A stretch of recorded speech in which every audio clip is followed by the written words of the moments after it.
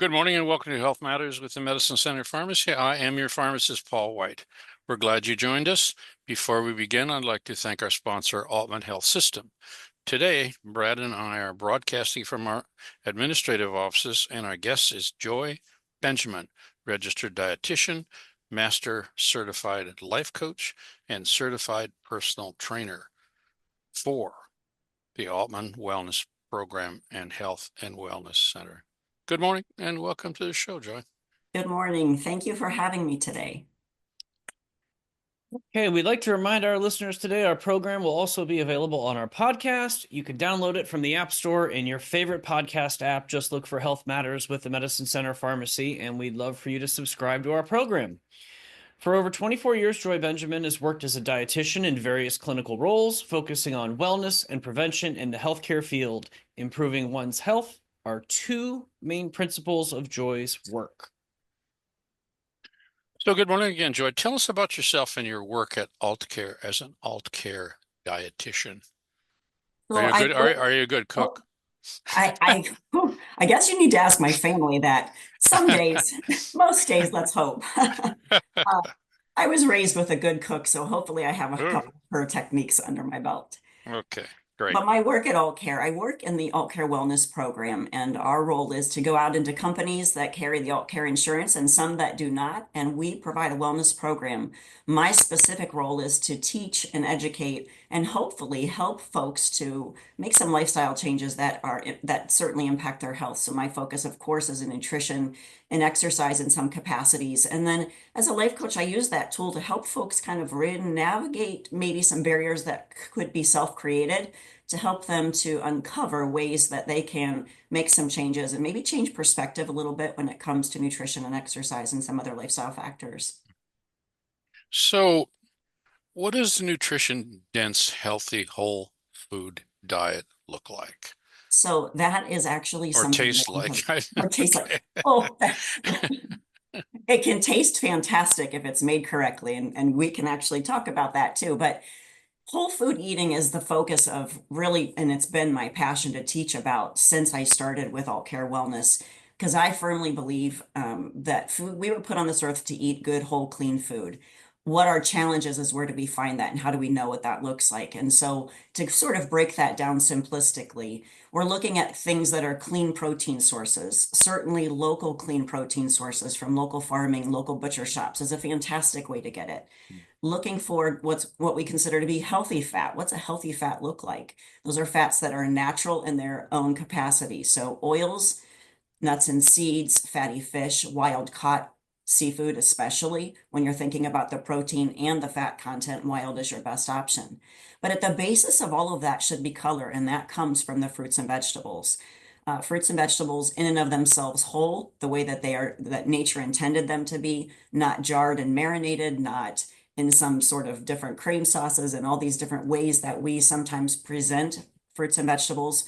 Certainly our cooking styles can impact the quality of that whole food, but the more that we use whole food ingredients in our cooking process at home, and certainly when we're eating out, the better health that our body can maintain. Food can be our medicine or it can be our poison. So it's important that we start taking a good hard look at the things that we're putting into our body and understanding that each food, when it's whole and natural in and of itself coming onto our plate, is truly the best way that we can consume it.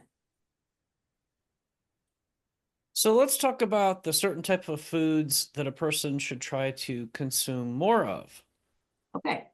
So pretty much everything I just said, only very specifically in this aspect. I think that overall, over the years, what I found is that folks are very, I'm going to say, there's a lack of fiber, a lack of quality fiber, and a lack of awareness of where to get that quality fiber. And certainly certain medical conditions warrant us to be cautious of fiber and the types of fiber, both soluble and insoluble. But overall, a fiber-rich diet is starting with fruits and vegetables. When you walk into a grocery store, what's the first thing we typically see is this colorful section of fruits and veggies. That's very stimulating to the eye, but it's also very, very nourishing to the human body. And so we need to start focusing on getting a variety of different colors into our diet on a regular basis, on a daily basis, on a weekly basis. and paying more attention to the volume that we're taking in. For some folks, it's just a matter of getting in one a day. Let's just start there. But for many others of us, it's making sure that we're getting that recommended daily amount, which is between 5 to 10 servings a day. That's a large amount. Everything's gotten more expensive, and food is no exception. What can you recommend for listeners today to try to shop more healthily on a budget? It's a great question, and it's a great topic of conversation all the time. And I certainly am in that same position. All of us are going to the grocery store and finding the prices are going up exponentially and wondering, how do we make this work within our budget and make some decent meals? So I would say the first and foremost, the thing is to grocery shop, not eat out on a regular basis, first and foremost. But second, look at your ads. These are some real basic level things that I'm just going to sort of mention, but pay attention to your ads and buy what's on sale. Each week there's something. There's fruits and veggies, there's proteins that are on sale. Focus on those for your meal planning. Have a little bit of a plan before you go to the store. Set some recipes that are using, let's say, the same food items different times during that week so that we're not buying multiple sources. So for instance, if you're going to buy a head of cabbage, saute that cabbage one night and then use the leftovers to make a coleslaw to go with another meal. That's just one example. But using our leftovers and making that stretch a little further, buying grains that are high in fiber, things like brown rice and quinoa that we can use in different capacities in the course of those meals, in the course of that week. Also, too, paying attention to, if you have the ability and you have the storage space, to buy in bulk when it's available. Buy from a local butcher shop and get extra. If that opportunity exists, when you're doing those things, number one, you're supporting local. Number two, you're getting cleaner foods that way. But number three, then you're not having to wait for the sales at the grocery store. You've bought it at a lower cost already. So those are some of the things that we can do from a perspective, but also to eat in season. When you're eating in season and focusing on the foods that are in season in our area right now, those tend to be the foods that typically you'll see more sales for and have more availability for. I can identify with a lot of what you just said. We try to do some meal prep in our house. So if you're able to buy some steaks efficiently, you can grill them up and then you can keep some of them for fajitas later in the week or something else. So it does make a difference if you can kind of batch use some of your efforts too. Absolutely. So what about foods that we ought to think about avoiding? So this is a great topic because this is an area, unfortunately, that we are saturated with in our society, and these are called processed and ultra-processed foods. Ultra-processed foods mean that this food item has multiple ingredients, most of which are additives, preservatives, coloring agents, stabilizers, things that are added to this food to give it a longer shelf life so that it shortens our life when we eat it, quite honestly. And unfortunately, we have access to these everywhere we go. So if we could cut down a little bit more on the processed foods and ultra processed foods that we bring into our home and find different ways to prepare and make them instead of the quick grab and go foods, those would be the areas that we need to absolutely focus on avoiding or at least decreasing. In this country, it's very difficult to have a diet that is free of processed foods, but certainly it's an area we can start to cut down on and make more of those in our own home environment. Wow. Is organic produce a better choice? And if so, why? When you are able to find and to afford organic produce, it is definitely a better option. There are ways around it though. So let me talk through that. What do I mean? So first of all, if you shop at a store where that produce is rotated regularly, great option. Why? Because that organic label took a long time for that particular farmer to earn. They've had to go through a lot of stringent testing to determine that say those carrots were grown in an organic environment. So when that's happening, it's free of pesticides, herbicides, all sorts of other residues. Our country, we do allow an exorbitant amount of chemicals to touch our food supply. So it's important that we are more cognizant of that as a consumer. Things you can do otherwise if you're not buying organic. A simple wash at home that you're using vinegar, water in the kitchen sink, and maybe a little baking soda. Perfect scrub, easy to use, very low cost, something you can keep under the sink and scrub many more things than maybe just your produce with. But that's an easy way to cut down on some of that pesticide residue. Also, if these fruits and vegetables are something that we're peeling, say it's bananas or oranges or potatoes, those typically we can buy a non-organic or a regular version and automatically cutting down by just peeling that outside exterior skin off. So those would be some of the reasons or the ways that I would say that you could avoid necessarily buying organic. But if it's something that your family is using pretty regularly, say let's go back to carrots. If it's carrots you're packing in a lunch or you're eating or you're snacking on every day in the fridge, I would say to move towards organic for those sorts of things. Well, first break is here, Joy. You're listening to Health Matters with the Medicine Center Pharmacy. Welcome back to Health Matters with the Medicine Center Pharmacy. Are you ready for vaccine season? Stop in or schedule your flu, pneumonia, COVID, or shingles vaccine online at medshoprx.com. So, Joy, what is the healthiest of the best oil to cook with? This is I never know what to do. I just grab what's in the cupboard. Well, and what's in the cupboard sometimes is becomes the challenge because over time we've learned so many different types of oils to use. It used to be that, vegetable oils and canola oils were the best choice. And so those were the things mom kept on the shelf. Those were the things we were raised with.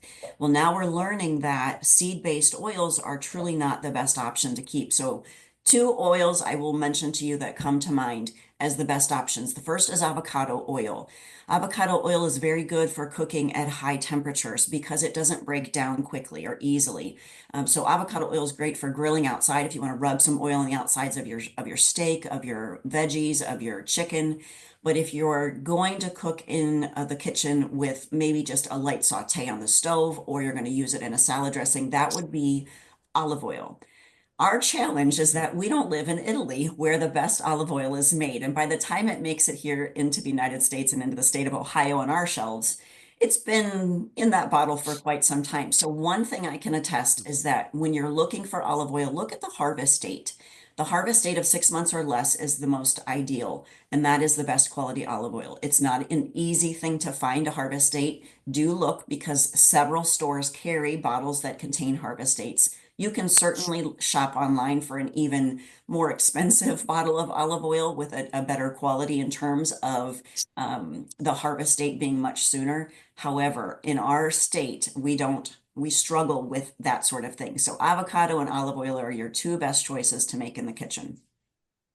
I guess I thought that olive oil at higher temperatures breaks down. Is that That not is true? true. So when you're just doing a light saute on the stove, you can get away with it. But otherwise, making dressings with your olive oil, drizzling it on different foods after the cooking process. But a temperature of 400 degrees and above is where it starts to break down, which is why we switch to avocado oil for those high temperature cookings. Wow, interesting. So, what do you think about a particular diet or eating style? I think that we are all designed differently, and we're not all cut from the same design. So we have to understand metabolically, and chemically, enzymatically, our bodies are functioning at different rates, at different paces, and in different ways. So we do need different styles of eating. There are different patterns or dietary intake patterns that work for different folks at different stages of life as well. So what we ate when we were in our teens and 20s, going into our 40s and 50s has to change, or we start to see our body composition change. So there are diets from paleo to gluten-free to let's see, intermittent fasting is a style of eating. There's a ketogenic diet or a keto green diet. You hear all this different types of terminology and wonder what is the best option to choose. What you have to think about truly is where you're at in life and what your needs are. Are you an athlete? Are you in high school? Are you expending a lot of energy? Or are you working in an environment where you're sitting all day? You're an adult, your body's going through changes. Those two different aspects matter when it comes to choosing your dietary choices. As a younger person, we need adequate, good quality carbohydrates, fats, and proteins, some of those foods I talked about in the beginning. But as an adult, we need less carbohydrates because our bodies are not using them as well. Our cells have stopped accepting glucose the way that they used to. So now we need to turn in towards more fiber, more fruits and veggies, and a little bit more dietary fat, the good stuff that we've talked about, instead of heavy amounts of carbohydrate. And in all of this, no matter what the diet strategy, watching out for processed foods, increasing whole foods as much as possible, and just trying to maintain a balance that you walk away from the table feeling good, feeling full, and ready to meet whatever that next task is for yourself. Because hunger, sitting in hunger, is certainly not helping us be the best and achieve the best. It's not good for our brain. It's not good for our productivity. It's not good for our mind clarity. So making sure we're getting a good balance is ideal. All right. So, in the spirit of trying to foster good nutrition, what recommendations do you have for people and listeners today that's trying to evaluate their vitamin and mineral needs?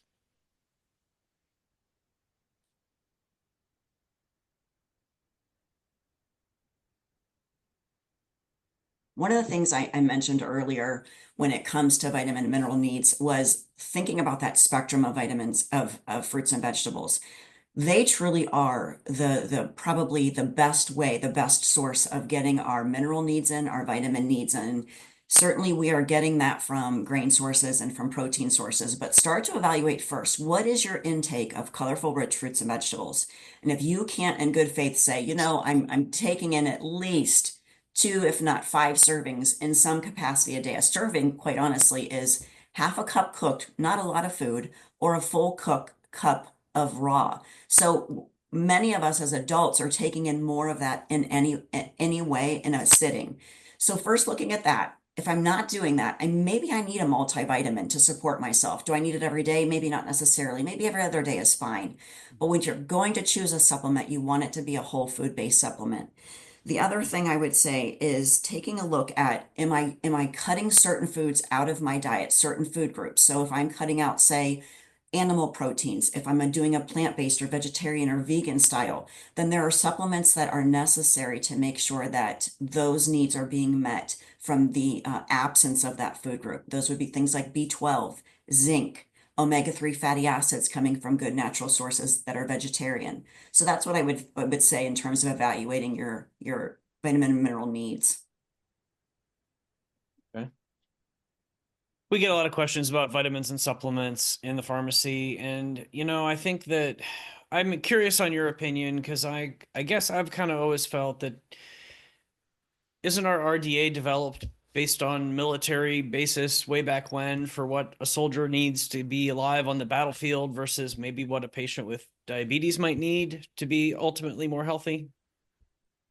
You're correct. I would love to see those be reevaluated again. Each body, like we've said before, is going through different things. And so our needs are different based on different stages of life and based on whatever it happens to be that we are going through. Stress is one of the number one components of life that actually catabolize more of our nutrients. So we find that our body's needing more in a stressful situation than we typically can take in from our diet necessarily. Um, when thinking about supplements, here's what I always like to teach. You cannot out supplement a poor quality diet. So it doesn't mean if I take all these amazing supplements, but I eat poorly, I'm not serving my body well still because the supplements are not overcoming that poor quality food that you're bringing in. The damage is still taking place. The supplements don't fix it necessarily. But do think about if you're going to choose vitamin and mineral supplements, make sure they're whole food based as much as possible because whole food is what we are designed to consume. So when a supplement is made that way, it absorbs better in the body system. Okay. Okay, one question here. All over cable TV and all over television are these supplements that are ground up vegetables or something. I don't know exactly how to call them. What is the story on these? Okay. I'm glad you brought that up. So to me, it's an easy way to get for folks to try to avoid eating fruits and vegetables and instead use these supplements as a means of saying, I'm getting them in. and I get this all the time. Joy, I took my AG1 or my I can't even think of the name of some of these green supplements are. And there are some folks, I'll be honest, that I work with, and there is no way I'm going to get that person to eat a fruit or vegetable. Their palate is just not accepting it. So in these cases, would I say give it a try? I probably would cave and say give it a try. But for those of us who eat a well-balanced diet, they're not necessary components. And quite honestly, most of our body is not absorbing all of that because it's a very large amount coming in at one time in a drink or a quick supplement. We only have so much capacity to absorb at any one given time. So you'll see that sort of coming out in the restroom later because we're not taking all of that in. Many of them are water soluble, so we'll excrete those actually in our Yeah. urine. You know, with the amount of money that is being spent to promote that product, it kind of, I almost bought them or ordered them once, and I thought, oh, they got to be right. And now I'm thinking, this is crazy. Ground up vegetables in a capsule. Give me a break. Okay. Always eat them instead. Eat your Yes, vegetables. right. And the vegetables in the supermarkets these days are and fruits, my gosh, they're just amazing. How much is there? Um, Fruit year round. We never used to have that in this area, but it's great what's in those stores. So, We do have quite a variety, especially through the winter in the state of Ohio when we don't grow any of that and we are not capable of growing any of that. So we are fortunate to have access to so much. okay, it's time for the news. It is the bottom of the hour. Time for the news. Look, thanks for joining us this morning on Health Matters with the Medicine Center Pharmacy. Welcome back to Health Matters with the Medicine Center Pharmacy. I'm your host and pharmacist, Paul White. This morning, we're talking to Joy Benjamin. All right, before the break, we talked about some supplements, and I wondered if you could talk about some that you do think are essential based on what isn't in people's diets. And I think you're probably going to talk about a tomato today isn't what a tomato was 20 years ago, but I might be wrong.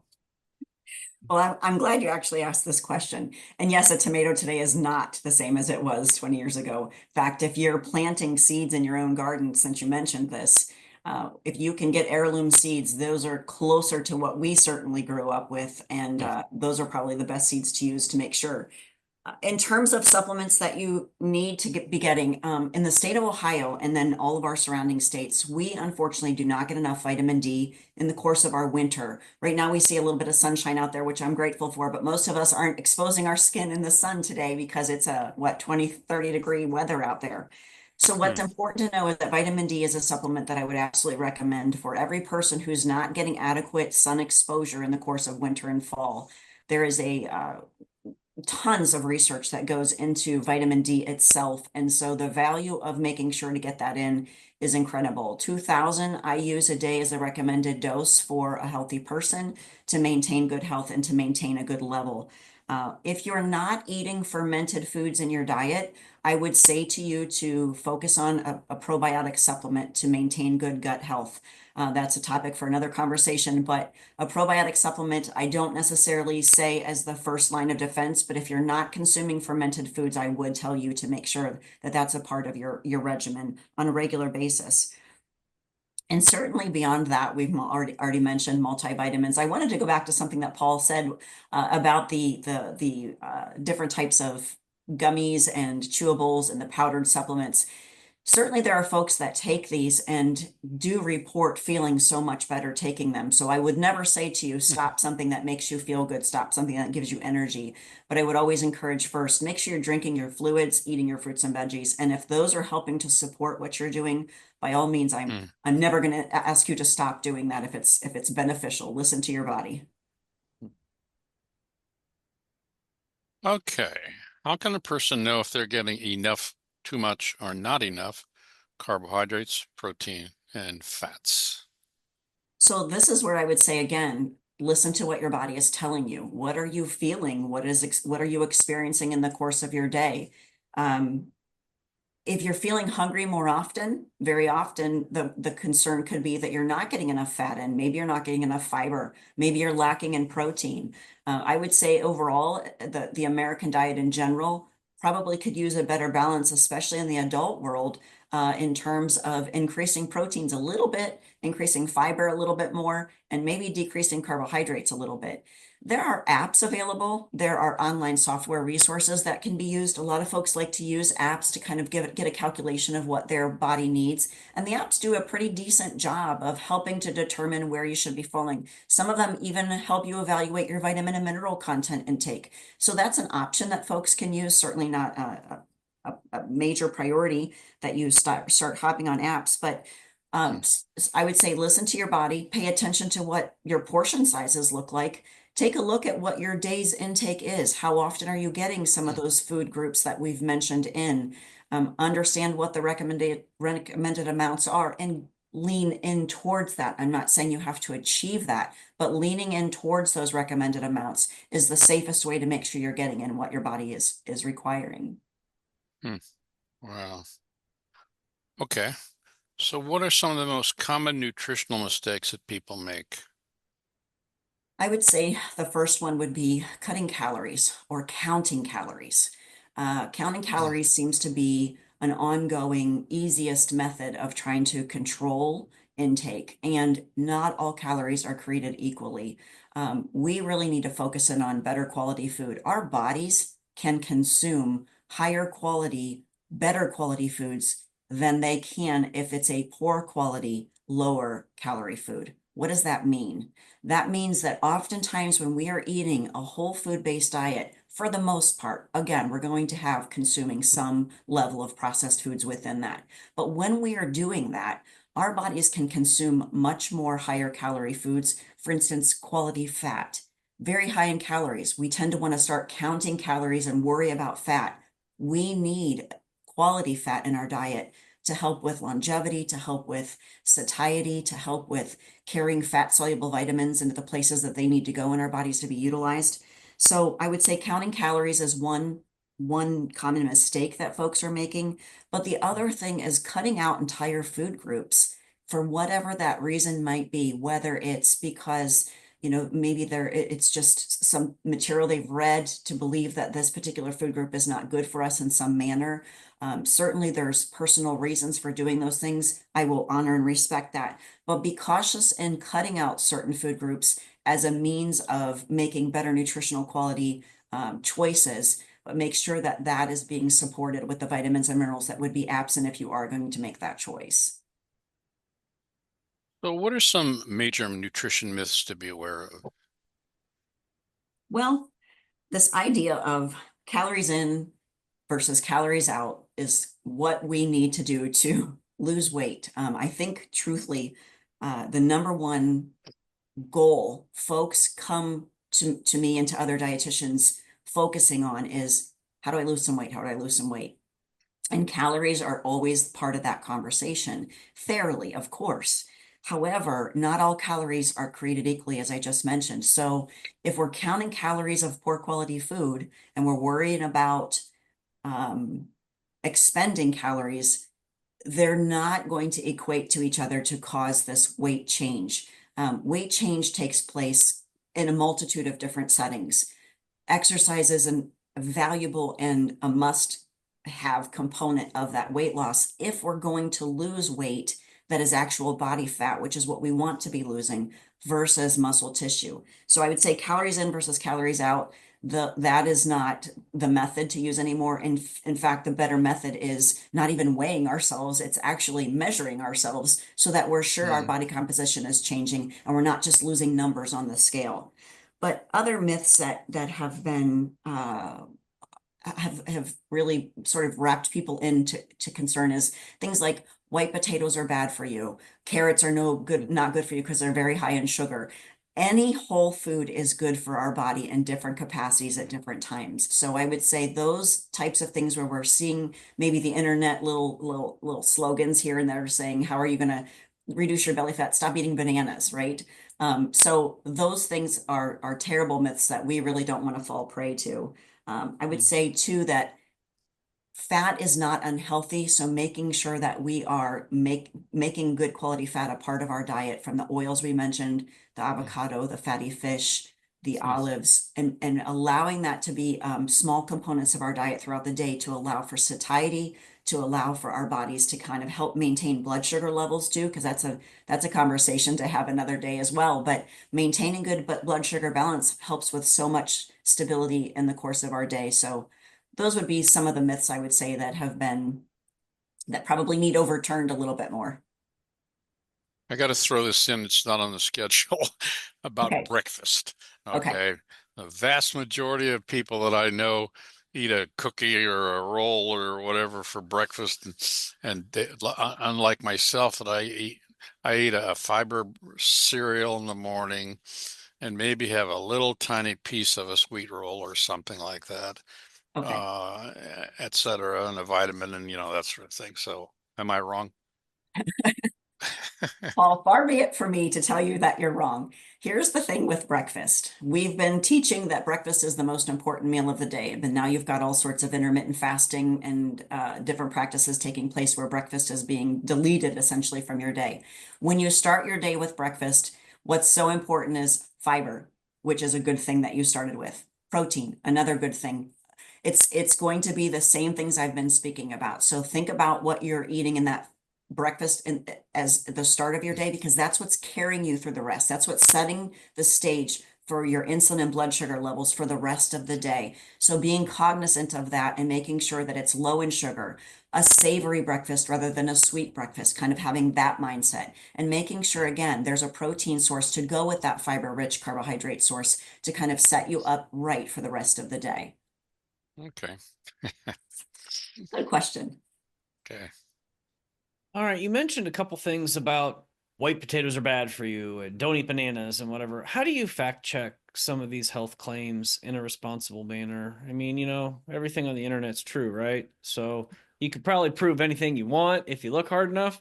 But what do True. you recommend people use as a respected resource for what to do? First, stop and ask yourself the question, what are you looking at? What is the food telling you? And is that a whole food or a processed food first? Second is, if this particular food claim, is it a nutrient? Is it a herb? Is it a spice? Or is this a packaged food claim that you're reading on the front of, say, macaroni and cheese or goldfish crackers, because now that they've added whole grains to it, so it's better. So you have to kind of put into perspective what these health claims are first and foremost. But in terms of whole food, there is no magic to eating. There's no magic to eating well. It's literally a matter of starting small and making changes and starting to add good things into your diet as you go.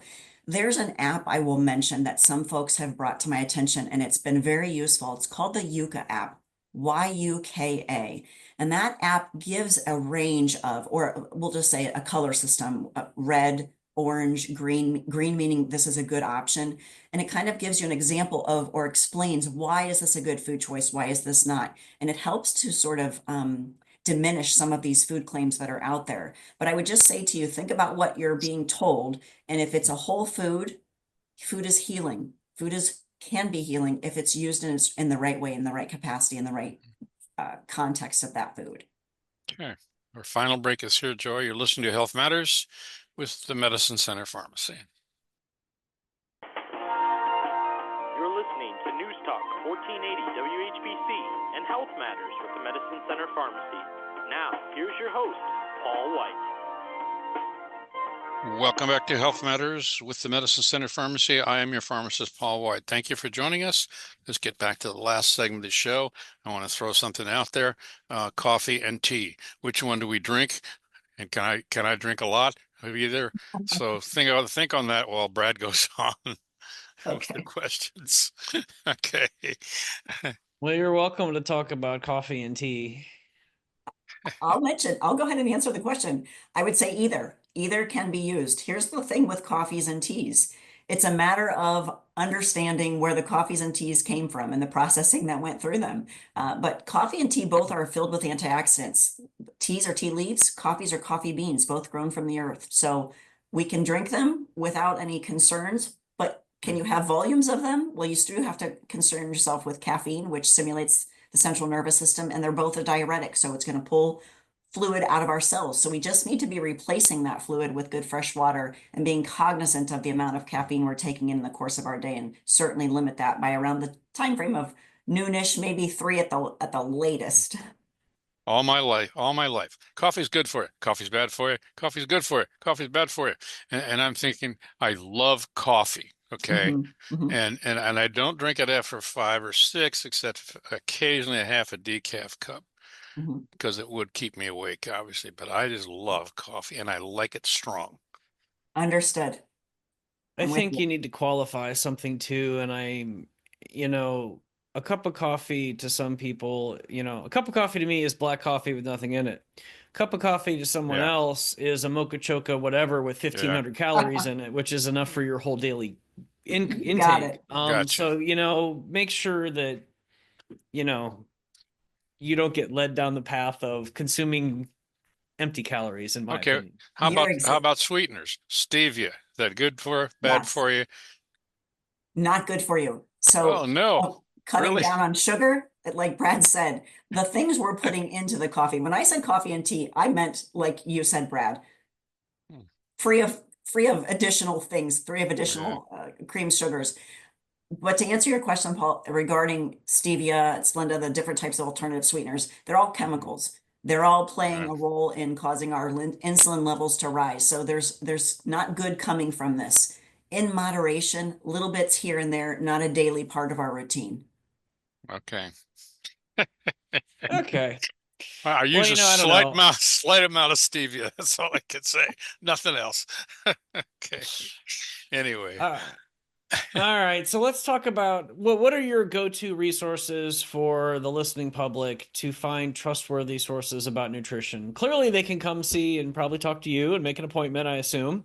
And they Absolutely. certainly are welcome to visit us at the pharmacy and we can give them an opinion about, what we feel are best practices. But, you know, uh, you're planning Christmas dinner Mhm. and you want to be a little more responsible because you just found out a loved one has diabetes now and you don't want to set them up for failure.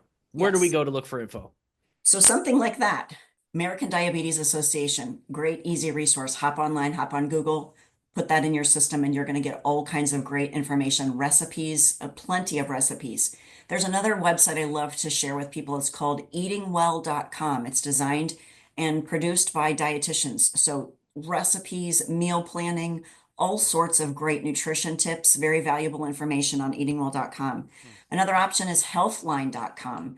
Healthline is great. It's run by not just nutrition professionals, but medical professionals in general. So any topic of conversation that is driven towards nutrition is going to be authored by a dietitian. And then if you're looking for book type resources, I'm not good at giving you the names of books, but I will say is some authors. Dr. Mark Hyman is a good person if you're looking for something specific to nutrition and understanding what are the best directions I should be taking myself in, depending on whatever my condition is, or if I have no condition, I just want to learn how to eat a little bit better. Look at functional nutrition resources. So when you're in the library, if you're hopping online to look for these, but you want to look more towards functional and integrative nutrition resources to get the best information that you can have. Can you talk about food labels and what the most important info is on those? I know they've undergone a redesign in the recent past, but sometimes it's still a little challenging working your way around those. Food labels can be, and I always tell folks, look at not just the food label, but what's underneath of it, which is the ingredients. So to address the food label, when you are looking at percent daily value, that can get confusing. So you're probably better off looking at grams per day in different aspects. Couple of quick tips. Sodium. If you're needing a low sodium diet and your calorie level is higher than the sodium level in that serving of food on that food label, if the calorie level is higher, that's a low sodium food. But if the sodium level is higher, that's considered a high sodium food. So you want to cut down on those or avoid those Hmm. depending on what your doctor is recommending your salt intake should be. If you're looking at the carbohydrate and the sugar content, you've got carbohydrates, you've got total sugars, and you've got included sugars. Included sugar means this is the sugar that got poured into that ingredient batter and mixed up. This is not sugar that was naturally occurring from lactose in milk or from fruits that are contained in that ingredient list. So the included sugar is the amount of actual sugar that gets added. Remember, 4 grams of sugar equals a teaspoon of sugar. So continue to think about that when you're looking at a label. If I'm taking in, let's say, 12 grams of sugar, added sugar in this food, I'm consuming now 3 teaspoons of sugar in this sitting. Do I really want to do that? But look down now at your ingredients and find out where that's coming from. If I've got a food label that says 23 grams of total sugar, not included, but total, and I see in my ingredients, my first ingredient is dates, there's my source of sugar. It's a naturally occurring sugar from the fructose in that date. It's not necessarily table sugar that got added. Gosh, amazing. There's so much. It is amazing. It is amazing. I don't even know where we are, Brad. We got off so far off the schedule, and we still have about 3 or 4 pages to go. And the show is almost over. We got to have you back. Okay. All right. Happy to do it. Okay. Gosh. How can a person get enough protein on a whole food plant-based diet? It's so important that if you're choosing a plant-based diet, which is so nourishing and so healthy for our body, that you're being cognizant of where protein sources are in plant source foods, because we need good quality protein in the course of our day. So I would say to you, just focus on things first and foremost, beans and legumes, peas, I just drew a blank for a minute. Sorry, lentils, nuts and seeds. All of these are great sources to get in both good, nutritious, dense carbohydrates, high fiber as well, by the way, and certainly proteins. When it comes to grain sources, focusing on things like quinoa, tempeh is another area that folks don't spend a lot of time learning about, but these are plant-based sources of higher quality proteins to make sure that we're getting in what we need. And again, making sure that that's at all 3 square meals of the day and or at snacks in between. Okay. I sit down at your dinner table. All right. How do you feed your family? I mean, is it straight from the book or what? I will attest, and I can tell you that my kids sometimes have said to me, and my husband included, can't we just have a bowl of cereal for dinner? Do we always have to eat a balance? So they're so happy when I resend and say, okay, go ahead. I don't care tonight. But honestly, I do feed my family as close to the book as I possibly can, Right. within reason. We still have treats around here, don't get me wrong. So no fried hamburgers, right? We enjoy hamburgers. We just enjoy them. Broil. Well, we grill them, we pan fry them, but we Yeah. also get them local too. Have you watched any of the programs on the History Channel about how food got developed in America? Starting with hot dogs, and they threw hoofs from the animals into the. I'm thinking, my God. Some of those I try purposely to avoid. Oh my gosh. How much time we got, Brad? We're about done. So Joy, you better tell us and our listeners how they can get more information from you and your focus if they want to learn more. So the easiest thing for them to do truly is to call into the Alt Care Customer Service Center and let them know they want to speak to a dietitian. I certainly have Tori Hager that works with me as well, so they are welcome to talk to either one of us if they have any further questions. That's the simplest way to reach us truly, is the customer service line at Alt Care. Wow. This may not be fair with just a minute left, but does insurance help cover dietitian services? Is there, what does that look like? Sure. No, that's a good question. And yes, there are some services that are covered. There are some medical conditions that do allow for you to be seen by a dietitian. Diabetics, anyone with any renal disease conditions, and we're certainly working on more as we speak, quite frankly. So we're working to sort of expand that volume. I would say to you, always check with your insurance company first. Call the customer service line, ask if you can see and speak to a dietitian, and ask what the guidelines are. Wow. Very good. That's it, huh, Brad? That's it. Well, thanks. Thank you to our guest Joy Benjamin. I really enjoyed the program. I, We really need to have you back. So I appreciate that. if you suspect you have a medical issue, please contact your healthcare provider. Thanks to Aultman Health System and our listeners for joining us on Health Matters with the Medicine Center Pharmacy. Have a healthy week, and we'll see you again next Friday right here on Newstalk 1480 WHBC. Thank you very much, Joy. Thank Great. you. Thank you. Great. Appreciate it. Great.